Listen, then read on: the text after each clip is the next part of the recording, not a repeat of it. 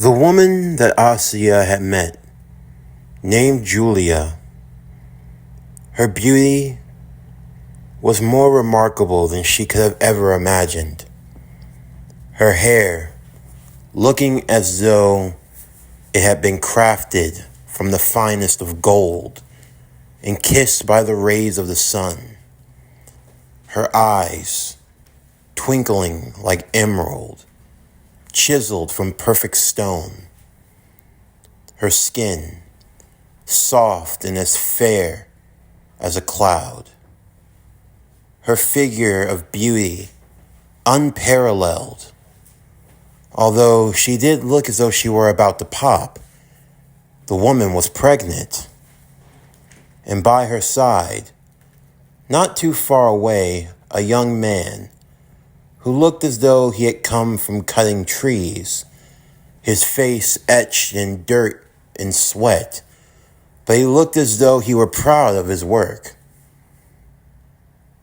"Julia, what's taking you so long? We're almost home." "Oh, I'm sorry, my dear. This is my husband, August Argento. This lovely young girl was just helping me." "Nice to meet you." As she said, "I'm August." Asya, nice to meet you both." "Well, Asya, are you from around these parts?" "Oh, no, actually." "I have to say, those are the strangest clothes I've ever seen. Perhaps you come from some nobility." Now, honey, no need to tease the girl." "But are you hungry?" "I can't move around as well as I used to, but get me to a kitchen and I can do a thing or two." "Oh, I couldn't. It's no trouble at all, please." "Well, at least allow me to help." Julia would agree as the three would make their way to their home. A modest one-bedroom, far off in the hills. There was a farm and a forest not too far away, some animals to till the land. They definitely seemed as though they lived in a more humbler side of things, but they were content, happy. Asya would help in the preparations of making bread and cutting for the stew, and August would prepare the firewood as well as the kettles and the stovetop. For Asya, she found herself blending in perfectly. She felt like she were with family, something that until recently she had never had. The food would smell wonderful, and the merriment that came with it was absolutely exquisite. Stories and jokes that were told around the small table, candles that lit up the entire room as they ate to satisfaction. As the meal and conversations came to a close, Asya felt as though she were imposing and didn't want to stay any further. "It's really getting late. I need to go now." "Are you sure? If you wish to stay for a while, it's dark outside. Will you be able to get home all right?" "Oh, I have friends. I promise I'll be okay. But really, thank you for the meal. Everything." She bowed to them respectfully and shook their hands. As she would give a hug to Julia, she felt a spark between the two of them. She didn't really know her, but she knew of her, as if she'd always known. August would walk Asya to the door. The moment that it closed, he turned to her with a smile. "Safe to say, you take after her in looks." What do you..." "I can tell. I am Lord of the Olympic gods, am I not? I should be able to recognize my own child now." "But how can you see me?" "The powers of the gods can do many things. What you see is a dream, my past. And yet somehow I can tell that you are from the present, the future. Though I do wonder what brings you to this time period. I wonder that myself, another voice said. High in the sky, looming over them was Yami. No. How are you? I was able to find your dreams, but I can't find your location. But that will be remedied in time. Father, Yami, you choose to invade even here. I am the god of dreams and nightmares, am I not? You gave me that distinction. So, you chose to show her a time when you were truly happy. I guess you've all but forgotten about Mom at this point now, haven't you? Don't make that face, Zeus. I know you hate to be reminded of your children. You are no child of mine. Why? Asya would ask. Why are you two so hostile to each other? You're a parent and child. We'll go on, Yami said. Tell her the truth. Tell her everything about me. You know the truth as well as I do, but you choose to hide it. Asya, you must know. Yami was my first child, yes. The first heir. Originally, he was the one who would stand by my side. Until he betrayed me. I betrayed you. Oh, that's so rich. No, Asya, I was the one who was betrayed. He saw that even in my young age, how powerful I could be. He locked me away in my own dimension, said that in time I would understand. But what was there to understand besides the fact that you got rid of me before I could be a threat? That's not the truth. Oh, really? Have you told her about your time with the Fates? The Fates? The ones who string the fate line of destiny. Zeus here was given his fate long ago. It was said to be the first prophecy of the Olympus. The prophecy that foretold that great King Zeus here would one day be usurped by his son. Is that true? I did not believe in such fate. You didn't? Then why did you send me off, huh? If you didn't believe in that fate, why did you cast me out? Because. You want the truth, Asya? Zeus would say. Here's the truth. The truth is, there was another paragon of gods long before the ones that you know today. Before there was Ares, before there was Athena, before there was Dionysus. There was a time when Hera bore me my children. And we had many. Mount Olympus was filled with our family.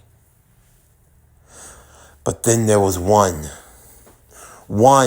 who became jealous of his brothers and sisters, paranoid by his dreams that it drove him to do the unthinkable. You killed them, Yami. You put that on my head? We were soldiers. You betrayed them. I did what I had to do. I played a role in Zeus being able to strike down Lord Kronos. before he had his other children. The children that are known throughout the world. Zeus had more, so many more. But he didn't have us for the reason that you thought. We weren't born to be the future of Olympus. We were born to be the bodies that Olympus was built on. That's what we were to him, Issei. We were just cannon fodder. My mother was used around the clock. Zeus took any woman he could get his hands on to give birth to his armies. That's what my brothers and sisters were. We were used as soldiers to fight against the Titans. But he had no intentions on leaving Olympus to us until he saw that I was the strongest of them all. While all my brothers and sisters were cast aside, I was the one who survived. I lived throughout every battle. And he realized that.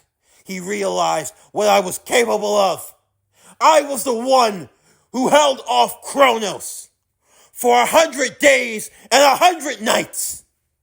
All so that my father and his brothers could deal the final blow that killed the king of the Titans. When the war was over, I was all that remains. And how did you survive for those 100 days and 100 nights? You used your brothers and sisters as shields.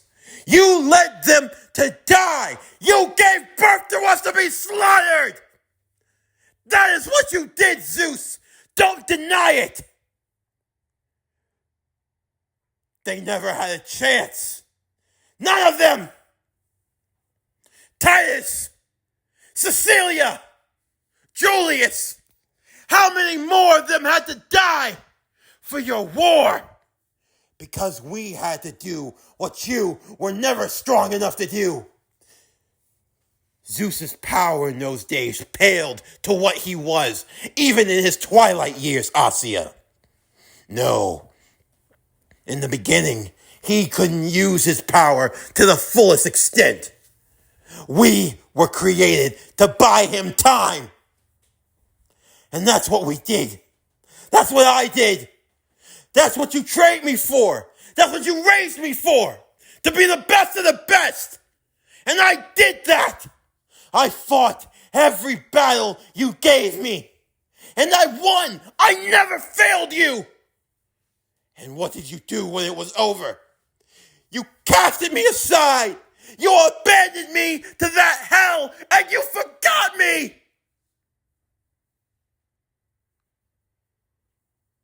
So yes, I do have a vendetta against you. I hate you. I hate everything about you. So why? Why did you abandon me? Why did you leave me in there? Because you were just like me. And what was wrong with that? You were too much like me. I don't begrudge you for what you did in the war. I know you did what needed to be done. But the war never ended for you, Yami. You never could put down your sword. I knew that if I kept you around, what? That I would destroy everything.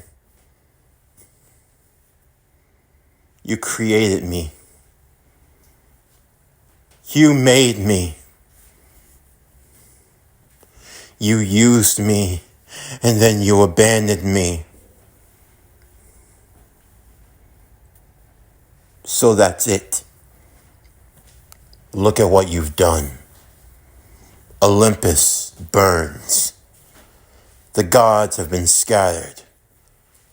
You have torn apart my family. No! You did that yourself. But I have put them together.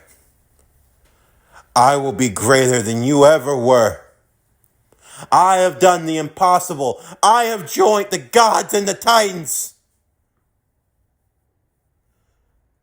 I will claim my birthright. Asya, you don't want it. It's too much for you. Do not listen to him, Asya. He is only telling you lies. Lies! Take a look, Asya! The landscape would change to show something of hell. Asya saw her friends' bodies mangled and destroyed all around her. What is this? Asya, don't listen to him. This is the future. I'm trying to avoid it. My dreams, my nightmares, they are not merely illusions. They are the future. This is what will happen if you do not surrender to me, Asya. Your friends will storm my throne, and they will die. But if you give me the Master Bolt, you can leave. I will never harm you or anyone that you love. You can live the happy life you have always wanted to. You said so yourself. You didn't want any of this. Asya, you're not a fighter. I know it.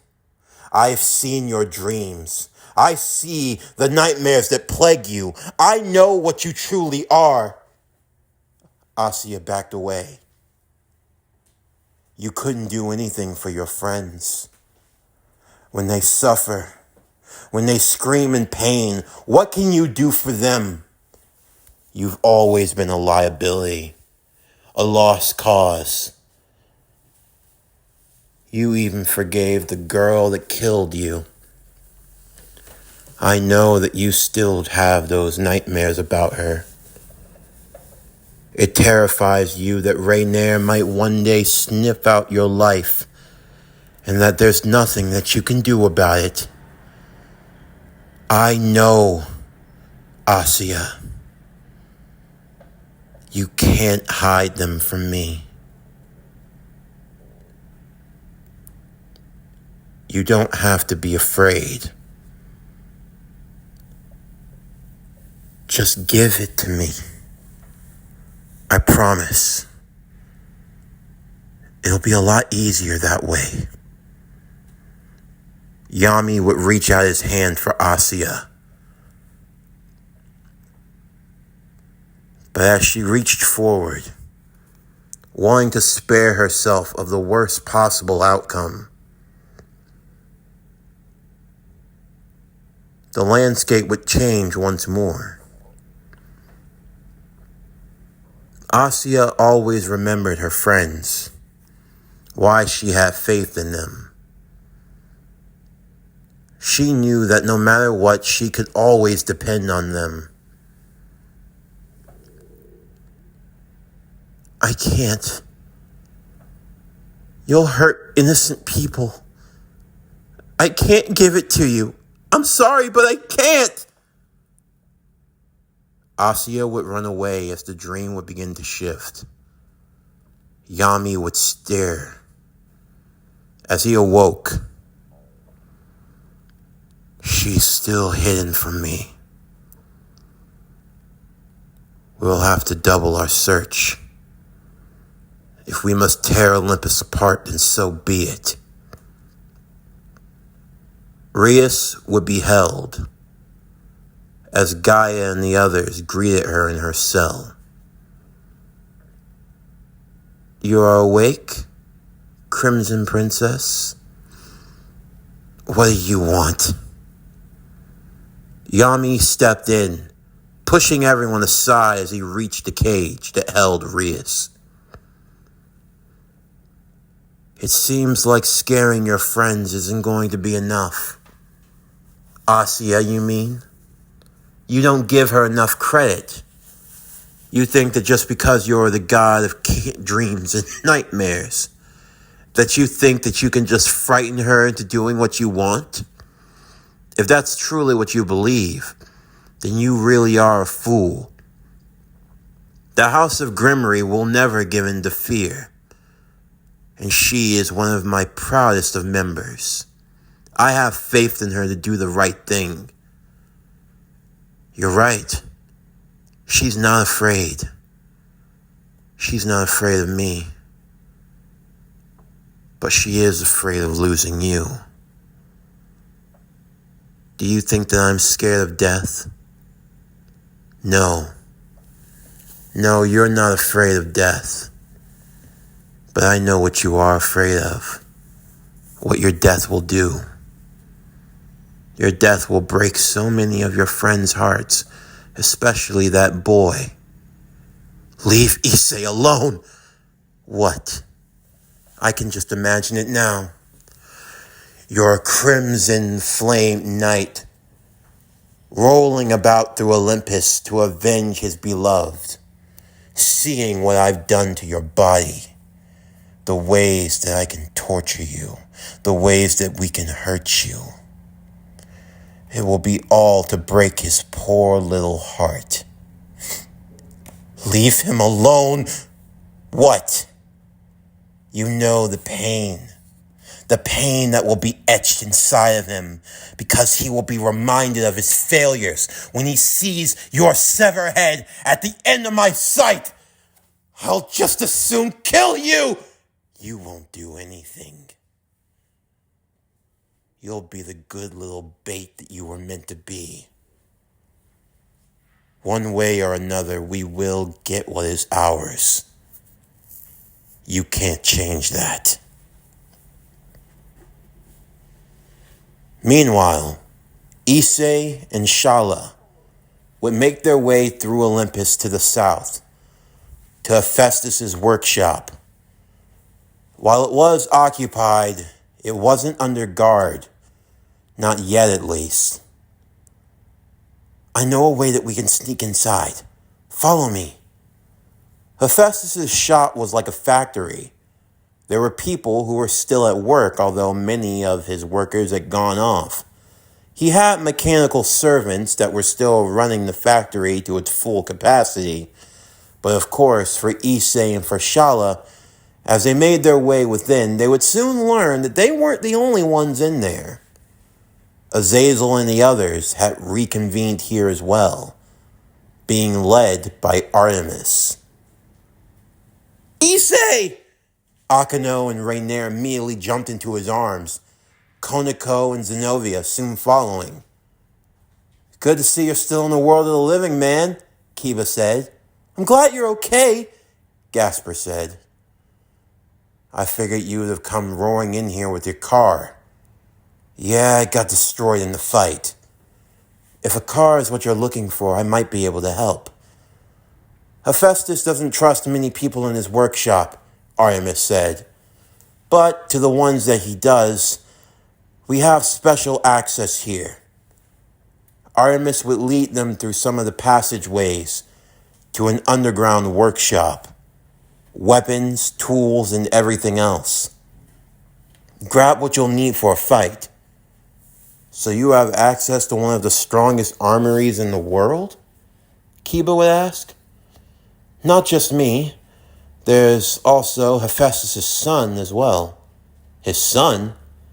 Well, technically his descendant, but yes, a son.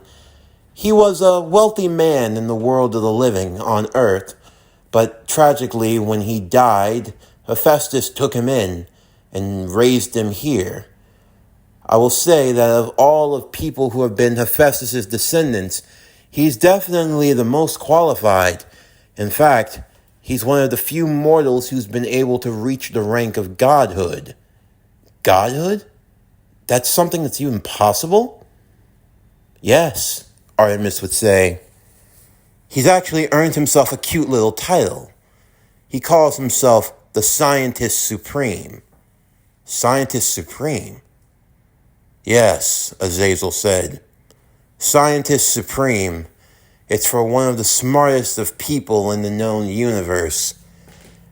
Technically speaking, it's a title given to those who excel with a mind that can see well into the future, at least in the terms of creation, futuristic science, building, things of that nature.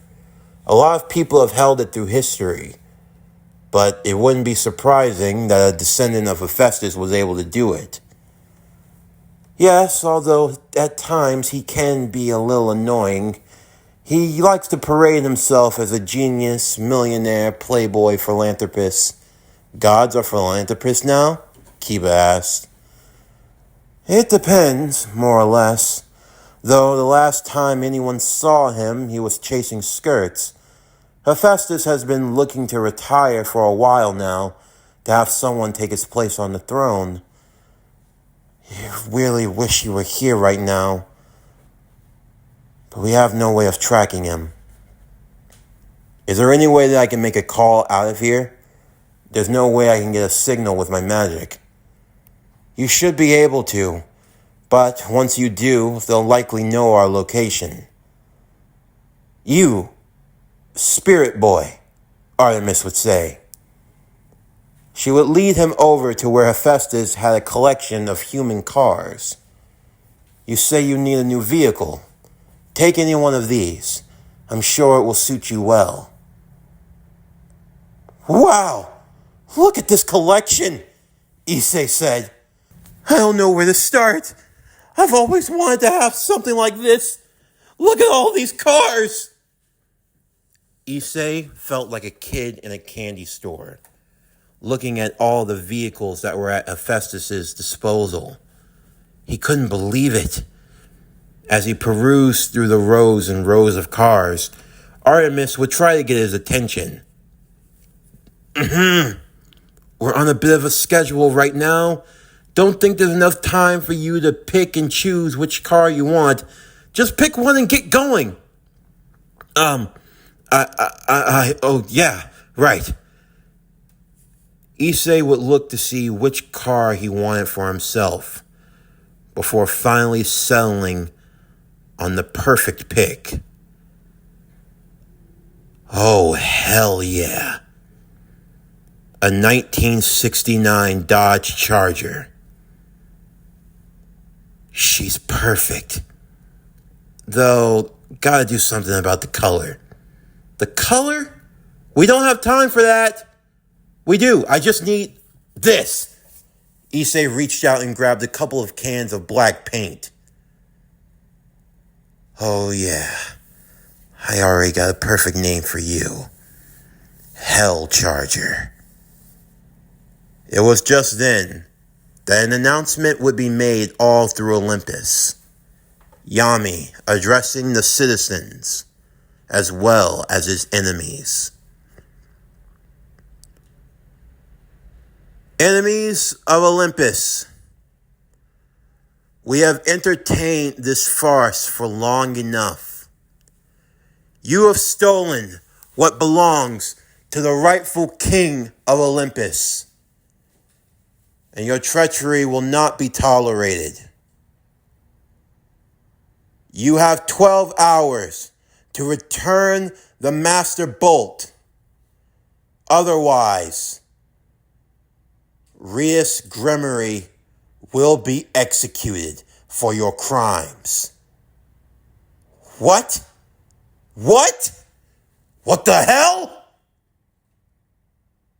Don't do it, Rias would yell out. Issei, everyone, just go. Get out of here. Don't worry about me. Oh no, Rias, Akeno said. We need to get out of here. We need to go find her and... Hold on. What? We don't have time to waste, Issei said, immediately moving past his notions of worry as he readied himself to go charging in. Issei, hold it! No! He yelled to Azazel. They're going to kill her! We have a plan. If you just go storming in there, you'll never be able to rescue her. What was that? Use your head, Issei, Azazel said. We're going to get her back, I promise. But you can't throw caution to the wind right now. my brother Dionysus. He has been gathering forces upon himself, those loyal to Zeus and to the crown, to the rightful rulers of Olympus, who would not stand for this betrayal. When the time comes, they are going to make a move against the champions. When they do, we will strike with them as well. I promise you, we will save her. You're damn right we are, Issei said, as his head had now turned to the burning skull of the spirit of vengeance. Shala would look to Issei. No more holding back. They're going to pay for what they've done. You're right. They will. The challenge had been thrown out. Now, all Yami had to do was wait. For Hera and for the rogue gods that had joined him, they were now starting to become more and more unsettled. Save for Ares. With all due respect, I'll be the one that kills her, Ares said. What? I told you. I'm looking for a fight. Perhaps this'll give that boy the motivation he needs to be better. You're playing a dangerous game right now, Athena said. I didn't ask you for your analytics. If I need you to sound smart, I'll tell you to read a book. Otherwise, shut your mouth. You would be wise to watch how you speak to me, Ares. Ooh, I'm so scared. What are you going to do, bore me to death? How about I cut that tongue out of your mouth? Enough, Hera said. Where's Artemis? I want her here. I will send word for her, Mother. She's just been trying to get her bearings in order, and everyone fell silent as the Titans walked into the room. I'm not interrupting anything, am I? Gaia asked. No, not at all. We were just discussing strategy, Athena said. No need to worry about strategy, my dear, Oceanus said. Soon we will have all of Olympus under our control. This quaint rebellion will not last for long. When madness reigns and society falls, Thanos said, that is when the true nature of one's enemy will begin to show. Are you preying on the downfall of Olympus, Thanos? Hera said. No. But the downfall of civilization, whether it be man or gods, is inevitable. That much is certain. But one way or another, we will all find ourselves deeply enthralled in the pits of Tartarus. Do not pay any attention to him, Oceanus said. He's delusional. I say we're done waiting, Atlas said, as he took a seat and sat down his battle axe. Do you know how long I've waited to finally tear down this stupid establishment? I will say, my only regret is not being able to strike down Zeus. What was that? Athena said. A squabble between the Titans and the gods would begin until Hyperion chimed up.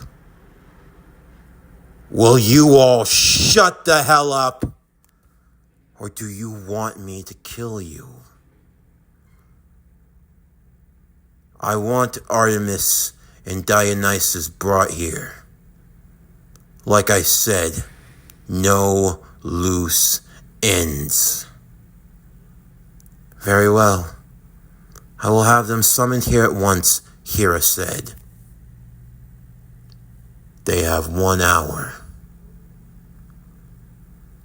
Meanwhile, Sir Zex was starting to grow more and more irritated until a surprise showed up at his doorstep. We need your help, sir, a booming voice said. And who comes seeking help from the Devil King? 4 wandering souls looking to save their home. It's you. Hercules, the son of Zeus. Fire Lord, the son of Hermes. Sidero Stark, descendant and son of Hephaestus. And Groot, the son of Persephone and Hades. What are you all doing here? Sir Zex would ask. We come asking for your assistance. It seems that the gateway to Olympus has been closed off, and we will need the might of the underworld to open it. Your allies, the coalition. I have been looking into Olympus, Sir Zex said. My sister and her parish are there. I believe she is in trouble. I understand that you're mobilizing your forces, Sir Zex. But I ask that before you make any move of war that you allow us to handle it. I hope you understand that my sister's life is at stake here. So please forgive if I cannot leave everything in your care, son of Zeus. I understand you, sir. I have lost my father.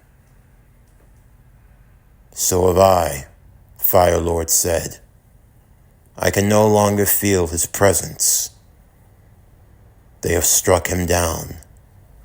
Zeus is dead? Sir Zex now knew. Please, before anything else, give us a chance.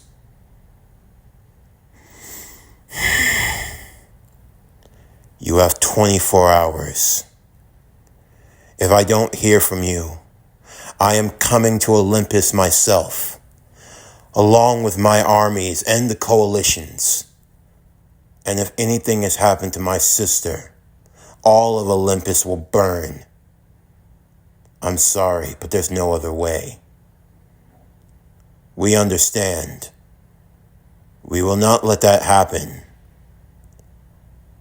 No, but I want to know what happened to my old man, Sidero said.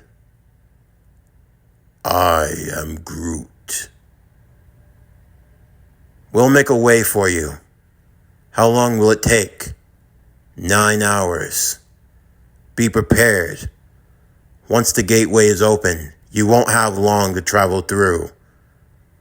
So make it quick. The 4 nodded as the preparations were made. Graphia, begin the teleportation spell. Send word to Lord Michael and make sure that he is aware of what is happening, as well as the General of the Fallen. The coalition mobilizes now. Yes, my lord, Graphia said to Sir Zex. It will be done as you wish. Meanwhile, through the streets of Olympus, Assia would walk forward, making her way to the ruined and destroyed palace of the gods. Was she afraid? Yes, she was terrified. In the end, she had power that she didn't know how to use, and she wasn't sure what was going to happen. But she knew one thing. She could not allow for harm to come to her best friends. For so long, she was always the one saved by others. But one way or another, now she would be the one doing the saving. Yami recognized that signature immediately. The others followed behind him as he made his way out. Through the ruins, they stood atop, watching from down below as Issei made her way over the horizon. "So it seems you've come to your senses," Yami said. "You're wise, Issei. Perhaps you have inherited wisdom that even the great Zeus could not fathom. Now hand over the bolt." "I won't do that," Issei said. "Let go of my friend and leave my friends alone." "I don't think you understand, Issei. If you don't hand over that bolt,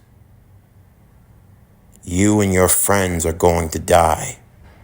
Do the right thing, or I will make your nightmare your reality."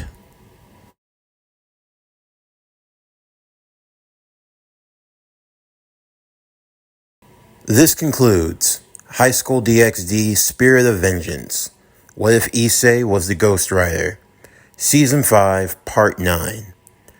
As always, if you enjoyed today's video and everything else that we have to offer, then please don't forget to like, comment, subscribe, share, and hit that bell for post notifications so you can stay up to date on everything that is PowerCore Productions and Podcastings that's to come out now and in the future. And stay tuned tomorrow evening as we continue and conclude High School DxD Spirit of Vengeance. What if Issei was the ghostwriter? Season 5, Part 10, the Season 5 finale. But anyway, that's going to do it for the end of today's video. I'm Javon Harrington with PowerCore Productions and Podcastings, signing off, and I'll see you next time.